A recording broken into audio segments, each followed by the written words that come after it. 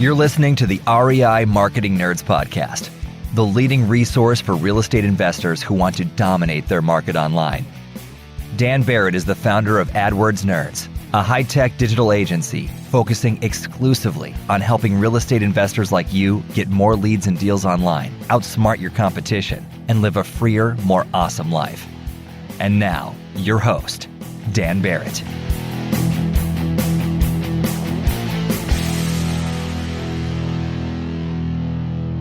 Hello, everybody, and welcome to this week's REI Marketing Nerds podcast. As always, this is Daniel Barrett here from AdWordsNerds.com. Hello, how are you? I hope you're having an awesome week. It is where I am here in Connecticut. We are transitioning into beautiful fall weather, the best weather, which is, of course, hoodie weather. It is hooded sweatshirt season, everybody, and I hope you are enjoying it where you are. This week, we have an incredible guest. This guy blows me away on multiple levels, and I'm so excited for you to hear my conversation with John Martinez. If you are not familiar with John Martinez, he runs a coaching program called the REI Sales Academy. Basically, what he is doing is taking real estate investors and modernizing how they close. This guy has incredible social proof, incredible feedback from the highest possible level of investor. I mean, I was in a room with, maybe 300 or so real estate investors, all of whom are doing, over 100 deals a month. And they were raving about John Martinez and what he does. So I was so excited to get him on the podcast. Not only that, he has managed to build a business that he runs, and this is literally true. I mean, what he told me, in about 4 hours a week. So he is out there living the life and helping real estate investors everywhere close more deals. I'm so excited. So without any further ado, here's my conversation with John Martinez from the REI Sales Academy. All right. Hello, everybody. This is Daniel Barrett, and I'm here with John Martinez from the Midwest Revenue Group. You may know him from his coaching program, which is called the REI Sales Academy. John, how are you, man? Welcome to the program, show, whatever you want to call it. Hey, what's going on, Dan? Good to be here. Yeah, and I'm super happy to have you here. So we kind of got sort of reconnected at Collective Genius. We were down there and sort of met and got the talking a little bit. And I've been very, very fascinated by you and your program, and definitely looking forward to kind of digging into a little bit. But for people that aren't immediately familiar with you and don't know your work, can you give me kind of like some context for you? Like, how did you get started in real estate investing? What was your into this weird world that we're both part of? Yeah. So good question. I'm not, I didn't start in real estate investing. I actually don't invest at all myself. I bought probably a couple hundred houses, but I'll tell that story in a minute. But I've been a sales trainer my whole life, or in sales in some form or fashion. So young age, started in all commission sales, and I kind of just climbed the corporate ladder, just bigger companies, higher dollar products, went from insurance to software to IT infrastructure and managed services. And then eventually rounded out my career in corporate America, building and training sales teams. About 5 or 6 years ago, I wanted to do just my favorite part, which was the actual sales training piece. So I launched a company. We were in a whole bunch of different industries, but we got into real estate investing, and it really took over the business. So we have been exclusively sales training acquisitions people and investors in this industry for about the last 4 years. Why do you think it was real estate investing that took off? Because it's interesting, because I had a similar story where it's like, started the agency, was doing a lot of different industries and sort of settled on real estate investing. I'm curious why you think that happened for you guys specifically. Yeah, so I think there's a couple of reasons. One is just the customer, which is for us, the real estate investor. The customer is really easy and simple to do business with. Most real estate investors I work with, they move quickly, they take massive action, they invest in themselves, always lends itself to, and they're trying to get a leg up and advantage over their competition. So that that means, hey, they buy the type of stuff we're selling, which is sales training. So just the customer is perfect for kind of the business I have. The other reason I think we got so much traction so quickly, or we're so attractive to real estate investors, is because I want to say this the right way. I don't want this to come off the wrong way, but what I've noticed is most investors were using sales tactics and strategies, and the same with negotiation, different negotiation tactics and strategies that were 50 to 100 years old and just not very effective. It was extremely old school. And, it's not their fault, right? It's just the way they were taught. And a lot of that information is regurgitated. There's even some of the I guess, I'm not going to say best sales trainers, but the most well-known sales trainers out there today still teach these really outdated, ineffective strategies. So when we got into real estate, for me, these were sales tactics strategies, the sales process that I thought were, newer in the sense of 10 or 20 years old. But to the industry, it was the first time a lot of people had heard these different tactics and strategies. So they were extremely effective against the competition who were using old school type stuff, and just simpler, easier to understand. So I think it really caught fire because of all those things. So that's really interesting. And I will say, to kind of go back to the beginning where you said it, I think investors who are good at what they do or are really motivated, I don't think you could ask for a better type of client. I think that's totally on point. I'm curious, so you kind of mentioned that, the industry has been kind of using these tactics that are pretty old school. And I've noticed this kind of across the board, that investing in general is relatively slow to change, slow to adopt new practices. I'm wondering why you think that is. Why is sales for investors, which is this really high ticket sort of transaction that with a lot of stakes, why has that been so slow to change, where you see other industries, adapting their sales processes a lot more quickly? Well, it's kind of funny because you're right. The industry as a whole is typically slow to adopt. However, some of the higher level investors are early adopters with any technology or systems or processes. They jump in quicker than I've seen most. I've never really thought about it before, but if I was to try to think of why that is, it is a pretty simple industry. So it's kind of, real estate investors are in this weird position where they're being tugged all different kinds of ways. So let's break this down. First of all, usually those organizations start pretty small, oftentimes a 1 or 2 man show, husband, wife, a solopreneur, that type of thing. And in order for them to start to scale from when they first begin to, scaling up revenue and going from 1 house a month to 5 houses a month or whatever it is, they've got to keep things really, really simple and rudimentary, right? Pick up the phone, call someone, ask if they want to buy, try to buy the house. If that doesn't work, try it again. So I think because the solopreneur atmosphere and that type of stuff, that's why it starts like that. And they're really slow to adopt.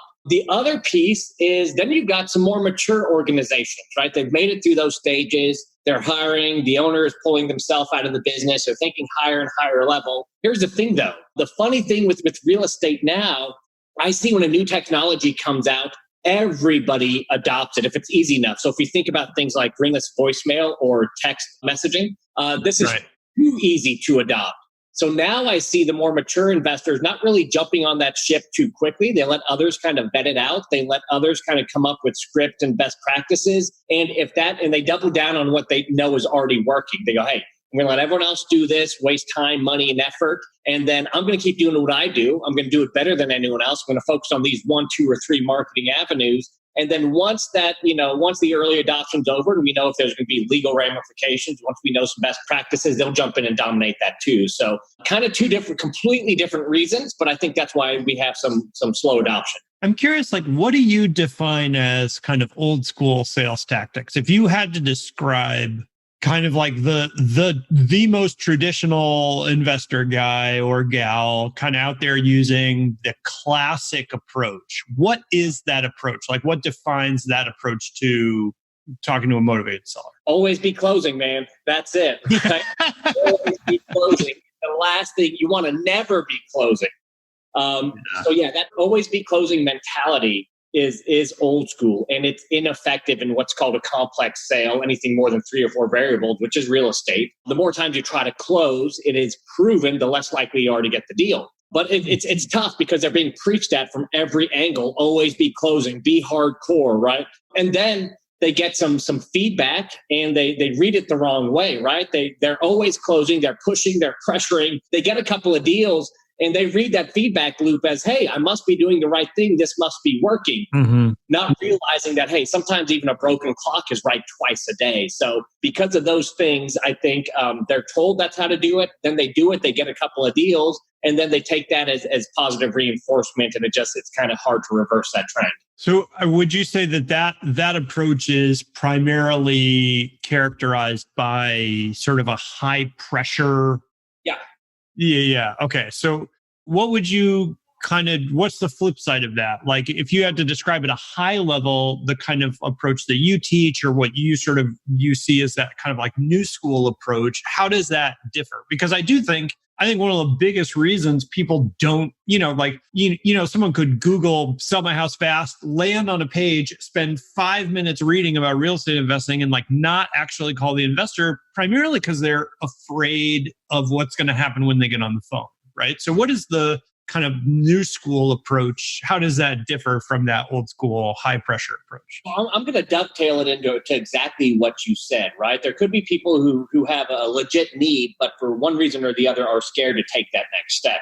I look at sales the same way. When I look at sales, I look at it this way. I like to ask investors this question. Hey, if you could read your prospect's mind, if you were, on the phone with the home seller or you were face to face, if you could read their mind, meaning you knew every single reason why they would sell to you or to anyone else. You knew why that was important, how that property was impacting them or what they thought about or their loved ones or whatever. And if you could see in their mind and you knew every reason why they wouldn't take action, right? They wouldn't take that next step, scared about not getting the best deal, not knowing where to go next, relationships that could be impacted, different sources of risk and discomfort. If you could see all that stuff, could you close every closable deal?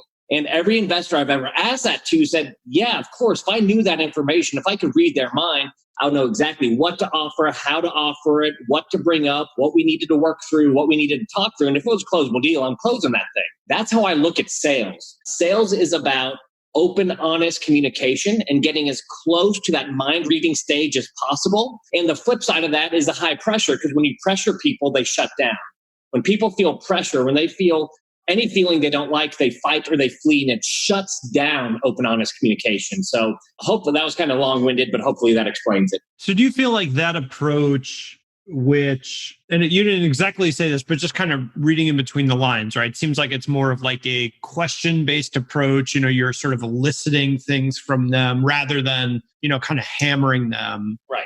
Do you feel like that approach, is that more effective because it works better, or is it more effective because it just kind of puts people at ease? And like the problem wasn't so much that old sales tactics didn't work. It's just that people have their defenses up and they don't even want to really talk to you in the first place. I don't know if that question makes 100% sense, but do you get what I'm saying a little bit? I do. And it's both. So one of the nerdy things I like to follow is neuroeconomics. And neuroeconomics is the study of really decision making. So how physiology, biology, all the social sciences, including like psychology, social psychology, all those things, how those roll up into how people actually make decisions. And when we look at how people make decisions, we know that pressure causes people to shut down.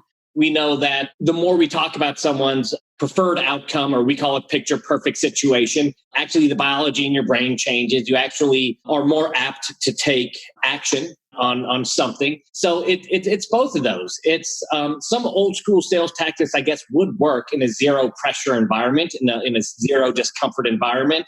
But you can't separate the one from the other, because old school sales tactics create more pressure, create more discomfort. So the answer is both and neither. Like you can't have one without the other. So I guess, old school sales tactics, you do need to get to a point where you're closing the deal. So I guess that makes sense. But yeah, it's just old school sales tactics don't work for probably 24 different reasons. You can pluck out some little things that on their own in a vacuum work just fine. But altogether as a whole, it's not effective. Want to find motivated seller leads online, but don't know where to start?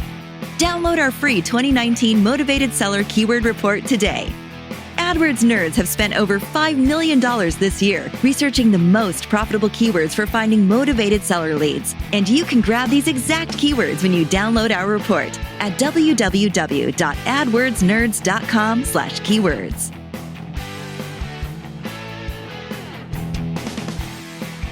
So when you work with an investor that wants to improve their sales skills, right? Yeah. I went through a sales training. When I started my business, I did all my own phone sales. I had to get my own clients. And this was before I hired Lou, who's an incredible salesperson now that's our full-time salesperson. Yeah. And I went through sales training and because I had no experience whatsoever. And one of the things I was completely shocked by, and just, I don't know, I didn't think about it, or I just wasn't prepared for it, was the amounts of different kinds of work that I needed to do, right? Like I had like a script, I needed to work on my script, but I also needed to work on my delivery. And I also needed to work on my own psychology and my mindset. And like all this stuff came up for like, I couldn't ask people for money. And, I felt like I was in therapy half the time, right? So sales is this incredibly deep sort of thing that touches all kinds of every part of being a person and communicating with other people. So when you take on a new student or a new client and you have all this stuff kind of like in front of you that you could deal with, how do you start with them? What's a way that people can enter this world and start to improve when there's so many different things they could possibly look at? Right. So good question. So, we start by doing two basic things. The first thing we do is go into what's wrong with traditional sales today. Like, what have you done? What kind of results do you get? Which ones of those results do you not like? What makes you uncomfortable? And we kind of take whatever everyone's doing and we make a list of all the stuff we wish we could change. And usually it's like, prospects going dark or not getting back to you or misleading or lying to you, or, there's just a whole number of things. And we outline all of those. And then we go through and we systematically go through every single reason why people do those things. Now, what happens is as we go through those exercises, salespeople, real estate investors, acquisition agents realize, oh my gosh, those people, they're not like different than I am. They are me. They react to pressure situations the same way I do. They react to, these feelings the same way I do. You start to realize you're the exact same person. So then we actually, once we get the buy-in there, we jump into the training. We just start with basic structure, just basic sales process. Nothing fancy, but step 1, step 2, step 3. And as we teach step 1, step 2, step 3, every training call is separated into 2 parts. One is, let's understand why this is important, what the underlying psychology is, not from the perspective of salesperson versus prospect, but as you as a human being. We're going to talk about situations you've been in, not even just sales, right? How you make decisions, what goes through your head, how you respond to certain situations. So we always start each lesson with someone understanding how they react in a certain situation, how they feel, and then we translate it into buying houses at discount. And then we finish up with the easiest part, which is, by the way, here's some training wheels or some simple scripts you can use to accomplish that. So for people that want to check out the program, the website so your coaching program is called the REI Sales Academy. Yeah. And what's the website for that? Is that at midwestrev.com or is there a separate website for this? Yeah, midwestrev.com, or you could even go to reisalesacademy.com. It goes to the same place. Okay. And because I wanted to point this out because I think, this is a little bit of a tangent that I'm going to sort of change directions a little bit, but everybody that's listening to this, you have heard me talk to you. We're like at our 60th episode by the time this comes out or something. So you've heard me drone on and on and on and on about how low the bar is for real estate investors in terms of their online presence and their web presence and stuff. I want you to go to John's website. He said you can get there at midwestrev, that's REV.com, or you can even go to reisalesacademy.com. Go there and look at his testimonials page. So one of the things, I was looking at John's website before he came on, and John has literally probably the best testimonials page of anyone connected to real estate that I've ever seen. And he does an amazing job of he's got screenshots of people on Facebook saying, hey, has anyone ever taken John Martinez's, REI Sales Academy course? And there's like 5,000 people that just comment saying, yeah, it was awesome. Yeah, I got a great results. He does a perfect job of capturing social proof. So you can go there, check out the site, check out the course, but also just look at what he is actually doing and think about how you can do that to improve how you show off the social proof for your investing business. I want to throw that out there because I thought you did an awesome job of capturing that. And it's very, very rare, especially in this industry. So that was pretty cool. Now, I wanted to ask, so we were talking before we jumped on the call, you were saying you're a family man, you got 5 kids, is that correct? Yes. Okay, 5 kids, married, you have a wonderful family. One of the things that jumped out at me when we talked at Collective Genius was you've really designed a business that's a lifestyle business that allows you, I said, what were you doing before we jumped on the call? And you said, I was just having, I was grilling burgers with my wife, right? And I think one of the most common refrains you will hear from people in real estate investing as they start to grow their business is just that like the business owns them rather than the other way around, right? And even me, I struggle with that as well. So I'm wondering if you could talk a little bit about your experience in growing the business that you have. You're really successful, but you've also got a business that values your time and gives you a lot of free time. What was that journey like for you? Was it always like that? Did you set out to do that on purpose? Talk a little bit about your experience building that kind of business. Yeah, I think happy to. I think that like anything in life, it's born for any great business, even if it's born from a need. And my time in corporate America and then launching this business was over a number of years. My personal life, hobbies, friends, all got pushed to the side. And it was all work. And that's how I valued myself. I'm the workhorse, I provide for the family, and that's my identity. And that's how it was for a long time, just because, well, number one, I thought it was okay because everyone's always talking about grinding and how many hours did you work today and you got to do this. And I believe in hard work. Don't get me wrong. I worked my butt off for 20 years. But at a certain point in time, I realized that my life was suffering more as an effect of working my butt off instead of adding, right? So as I worked my butt off to build my business, I added revenue, I added opportunity, I added all kind of stuff. But it crested, and there was a certain point where it took away more than it gave. And the takeaway was in time with my family, time doing things that I enjoyed. So I noticed that my relationships were suffering, my family was suffering, my mood and mental state were suffering. So out of that need, I got really purpose-driven I didn't want to lose anything I had built. I had to do it in less and less time. And when you focus on something, you just, you do more of it, you get better at it. And it's gotten to the point where it is today, where it takes very little time to run a business where I'm making more money than I've ever made before. Yeah. Can you look back on some big turning points in terms of like systems or processes, or even just like moments of realization that helped you get from where you were to where you are? Yeah, there was some very specific. So, I'm in a lot of masterminds. You mentioned we talked a week or so ago into mastermind. Yeah. I think one of the great things about masterminds are you can copy your way to success. A lot of people have done stuff, failed, succeeded, and you can copy them. I do think in order that gets you to a certain stage of success. So one big turning point for me was when I realized if I want to go any further, I've got to stop copying and start thinking by myself and being original. So when I started to pave my own way going, well, just because no one else has done this doesn't mean it's wrong. It just means I don't know anyone else who's done this. And I started trying those things, and that's where I made some major progress.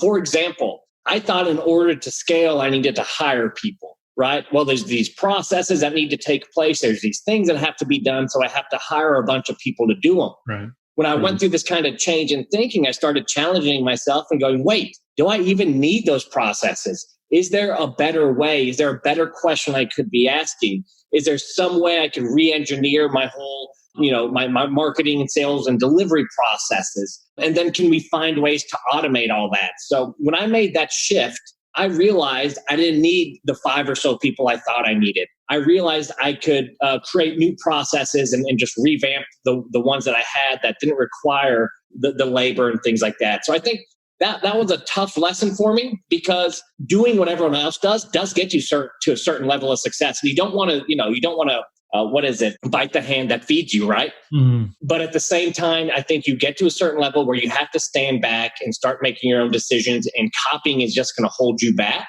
And you've got to be original and figure your own way out. So I think that's amazing advice. And I absolutely think that that's true, because it's like, I think it's a Tony Robbins quote where he says like greatness leaves clues, right? And you can follow that for so long, but eventually you have to diverge from the path and kind of go your own way. And I think that's really amazing advice. I know it's, this kind of thing, it's never about the kind of tools and hacks and stuff. It's about these kind of big decisions that you have to make. And I'm sure like in your kind of business life, you've had to say no to a lot of opportunities, right? In order to keep your business running the way that it has. Has that been true for you? 100%. Absolutely. Okay.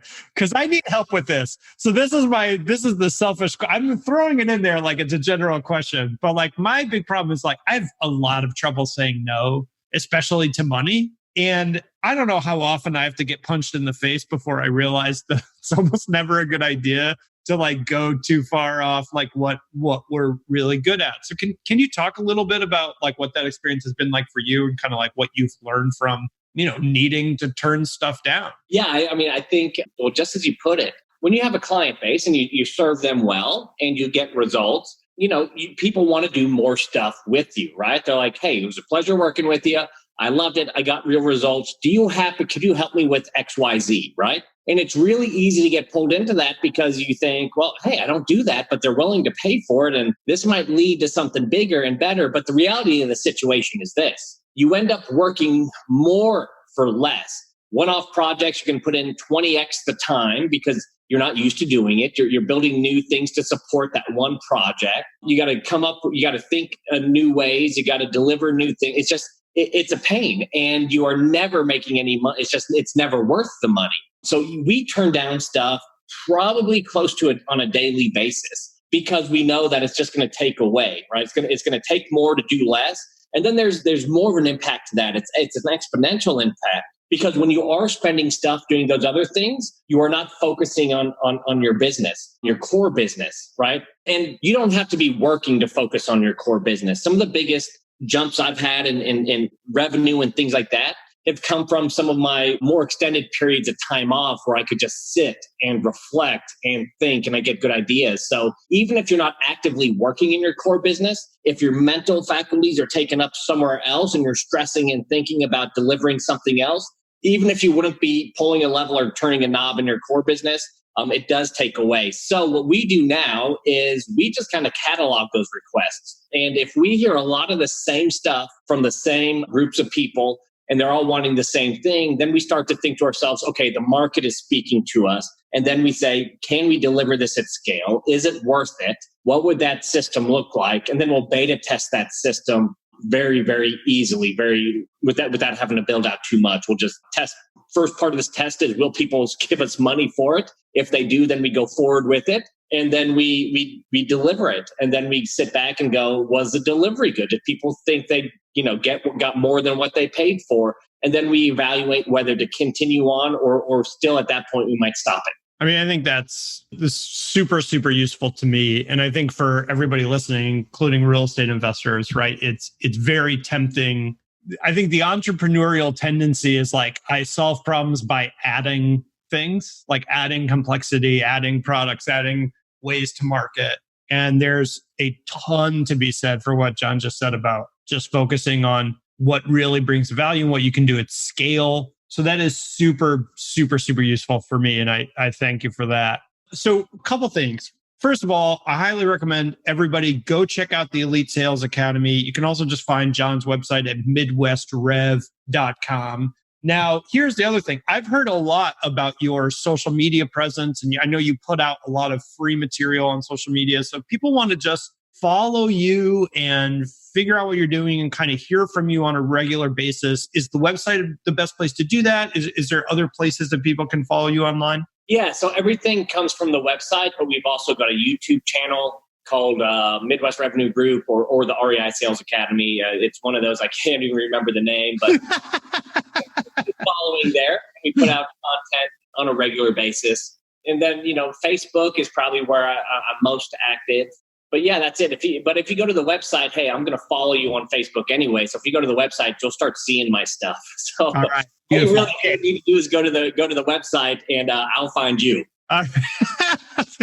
Well, that's a little threatening, John. I don't know how to take that, but when it comes to marketing, right? Marketing is about, hey, if someone has an interest, maybe give them a little bit more. Yeah. So that's all I'm talking about is retargeting. So you can be very lazy and still get everything you want without having to sign up for anything. You could join my email drip. You could check out my YouTube channel. But if you show a little bit of interest by going to the website, I'll put some stuff in your social media feeds that I think might interest you as well. And you can watch them or not watch them. Well, that's great. And so just for everybody listening, I'm going to definitely go to, so John's website is midwestrev.com. I'll also have links to all of his stuff. We'll go get the links. We'll put all the stuff in the show notes for this episode, which you can get at adwordsnerds.com/podcast. But John, thank you so much, man. This was fascinating. And I think you're really, I have heard only the best kind of things about you and your training. And it sounds like you're doing a really amazing job there at the Elite Sales Academy. So I really appreciate you coming on, and hopefully we can do this again soon. Yeah, sounds great, man. Looking forward to it. All right. Thanks, John.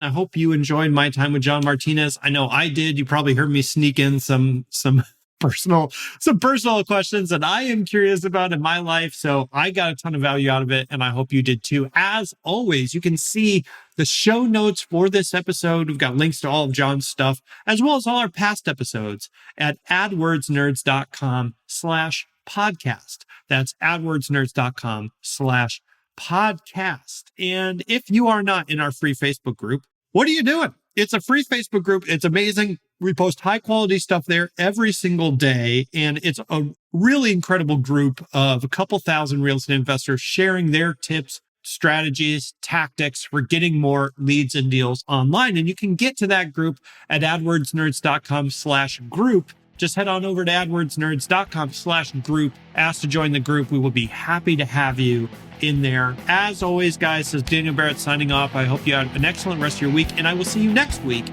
here on the REI Marketing Nerds podcast. Cheers.